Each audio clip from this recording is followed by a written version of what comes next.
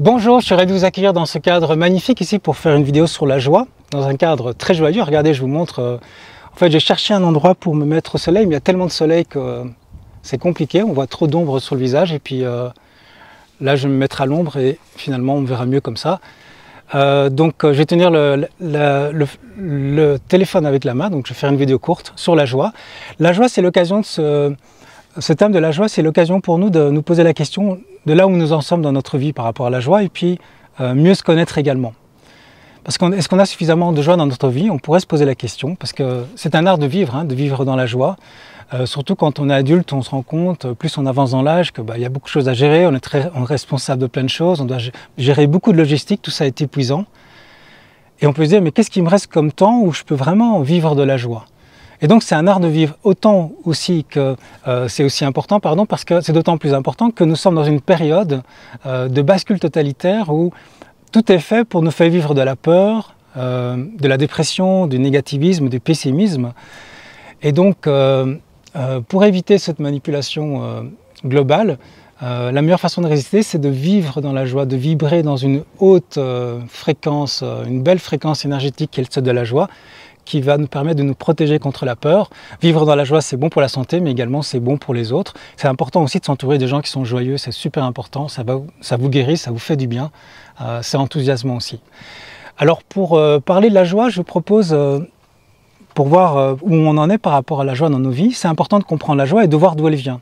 Hein, si on veut la cultiver, il faut comprendre cette joie, et on va voir qu'il y a 3 semences de joie. En tout cas, je propose de le voir comme ça, il y a 3 types de joie. Et voyons un peu si vous avez ces 3 types de joie dans votre vie. C'est ça qui est intéressant.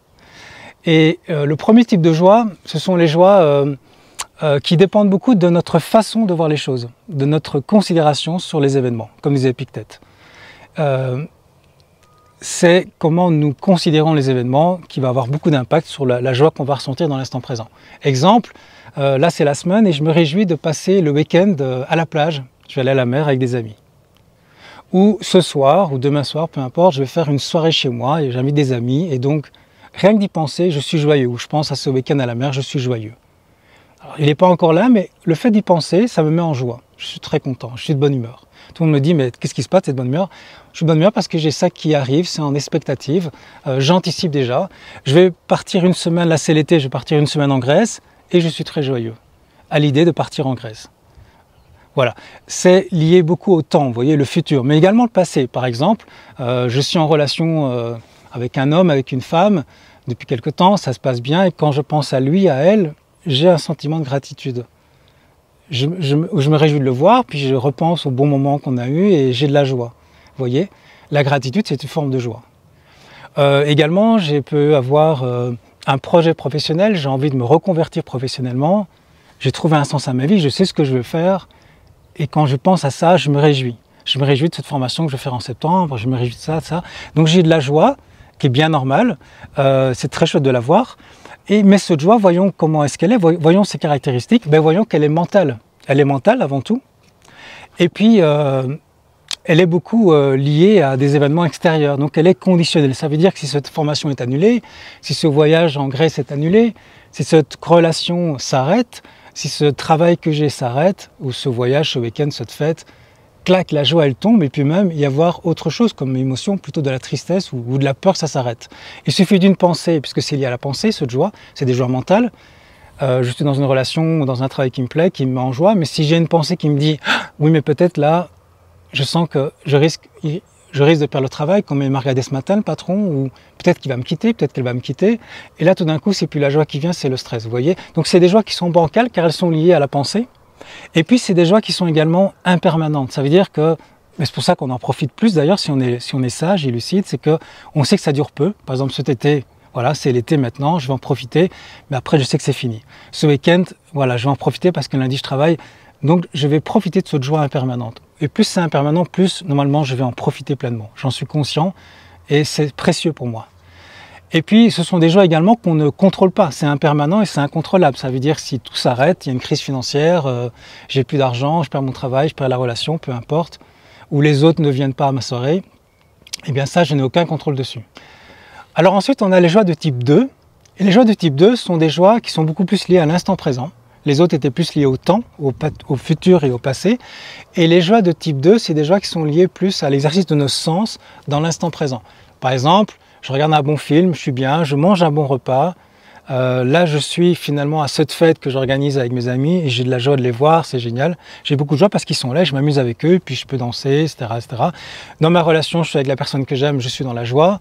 Là, je suis en Grèce, je suis en train de vivre, je suis sur la plage, au soleil, j'ai de la joie, c'est super. Donc ça, c'est des joies de type 2. J'espère que vous en avez beaucoup, c'est super important, c'est tellement bon pour la santé, pour le moral, ça nous fait du bien. C'est des joies qu'on va cultiver au maximum et qui sont également malheureusement impermanentes parce qu'évidemment tout ça ne dure pas, l'été ne dure pas, les vacances ne durent pas, le week-end ne dure pas, une relation parfois s'arrête, un travail, un projet professionnel peut tout d'un coup s'arrêter. Donc même quand je suis dedans, j'ai un succès professionnel, j'ai de la joie au moment même, mais ça s'arrête. Le fait de manger, c'est une joie par exemple très très chouette, hein. Quand je fais les séminaires de jeûne, eh bien ce joie de type 2 elle est partie, les gens pendant 5 jours ne mangent pas et on voit à quel point elle est importante. Le fait de manger, le fait d'être ici dans un environnement où il y a du soleil, vous voyez c'est très très beau. Ces joies-là sont importantes, mais parfois on ne va pas les ressentir parce qu'on est trop dans les joies de type 1. C'est toujours ça qu'on cherche en fait, on est tout le temps en train de réfléchir comment je devrais faire pour avoir plus de joie. Par exemple, je pense à ma carrière professionnelle ou je pense à ce que je vais faire ou j'ai peur que ça ne marche pas et je me promène dans ce cadre magnifique ici vous voyez et en fait je n'en profite pas parce que je suis trop dans mes pensées. Donc les joies de type 2 sont moins liées aux pensées, c'est ça qui est intéressant. Mais encore une fois, elles sont incontrôlables et impermanentes. Bon, c'est important de les cultiver, mais on va voir qu'il y a un troisième type de semence de joie, des joies de type 3. J'espère que vous avez déjà fait cette rencontre du troisième type de la joie, on pourrait dire ça. Parce que tout le monde ne connaît pas cette joie, mais peut-être vous l'avez déjà connue. En tout cas, quand on était enfant, on l'a tous connue. Vous avez peut-être déjà connu cette joie de type 3 qui ressemble à ça. Vous êtes quelque part, il n'y a rien de spécial, et tout d'un coup, vous ressentez de la joie, un amour, une paix profonde, une joie profonde, et vous ne savez pas pourquoi. Il n'y a pas de raison extérieure. C'est même pas pour un bel environnement. Parfois, ça se passe dans un bel environnement, mais il y a même des gens dans des endroits très difficiles ou très, très sombres ressentent cette joie. Même dans des prisons. Dans des camps de concentration. Par exemple, Etty Hillesum, que vous connaissez sans doute, j'en parle souvent sur ma chaîne, qui est une juive hollandaise qui a été déportée à Auschwitz, qui est morte à 29 ans à Auschwitz en 1943. Dans ses écrits, on sent qu'elle a atteint cette joie de type 3, du troisième type. C'est une joie sans raison, c'est une joie qui ne dépend pas de l'extérieur en fait. Elle allait elle-même d'ailleurs dans les camps de concentration dans le nord des Pays-Bas avant qu'elle soit elle-même déportée. Elle allait aider bénévolement dans les camps de concentration les personnes qui étaient là, confinées. Et elle écrivait, on lui demandait « Comment fais-tu pour être aussi radieuse ?» En fait, vous voyez, c'est une joie qu'on va appeler la joie de l'être. On pourrait l'appeler comme ça, la joie de l'être. C'est une joie qui est liée à la conscience de qui nous sommes profondément, la conscience d'être vivant, la conscience en fait d'être la vie. Non pas d'être une personne, mais d'être la vie. La conscience, d'être conscient, c'est une joie qui se cultive par le fait que le brouhaha mental se calme et la conscience s'observe elle-même. C'est quelque chose que vous pouvez pratiquer à tout moment, même maintenant, par exemple en ce moment. Prenons conscience qu'il y a une conscience qui écoute ces mots, il y a une conscience qui voit cette vidéo. Et je ne sais pas pourquoi je bouge, en fait ça ne change rien. Bon, c'est pour ne pas que vous vous lassez.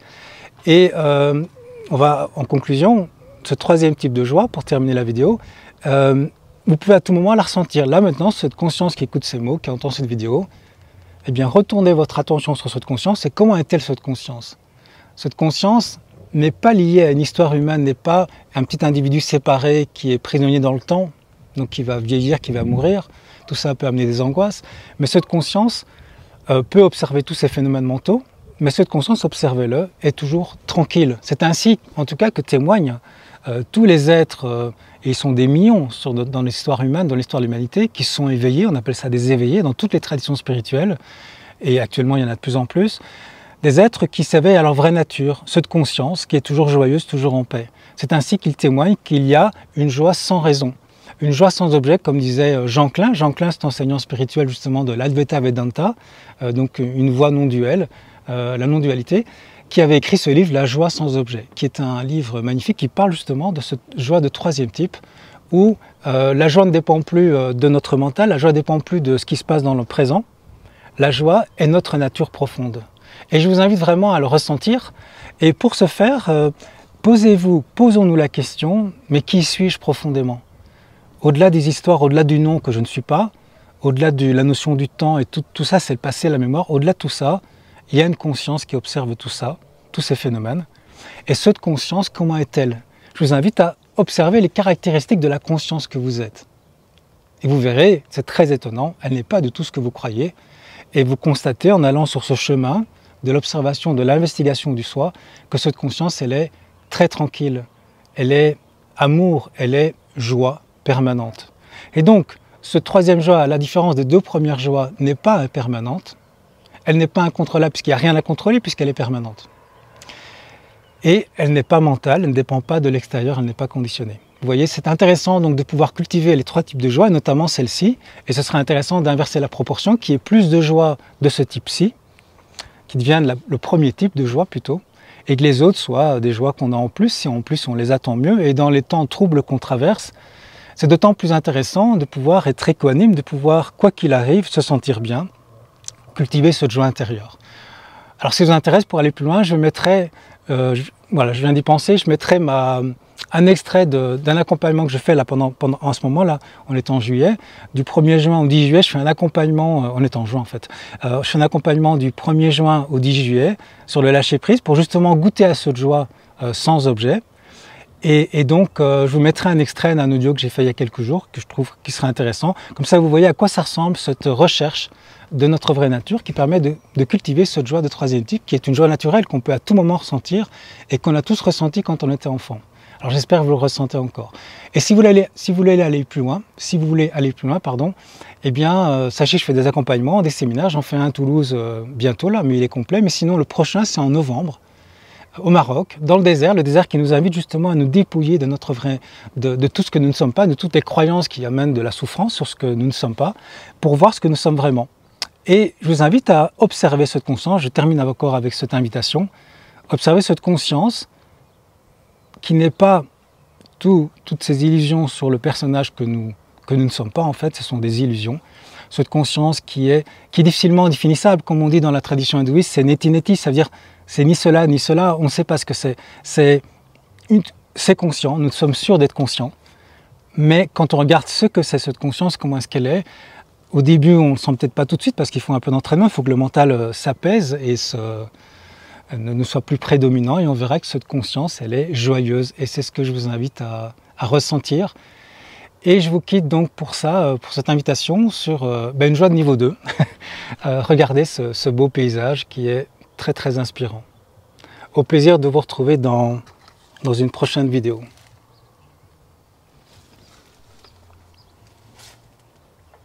Être un rebelle sans se mettre à genoux, comme une étincelle dans ce monde de fous. Être un rebelle sans se mettre à genoux, comme une étincelle dans ce monde de fous.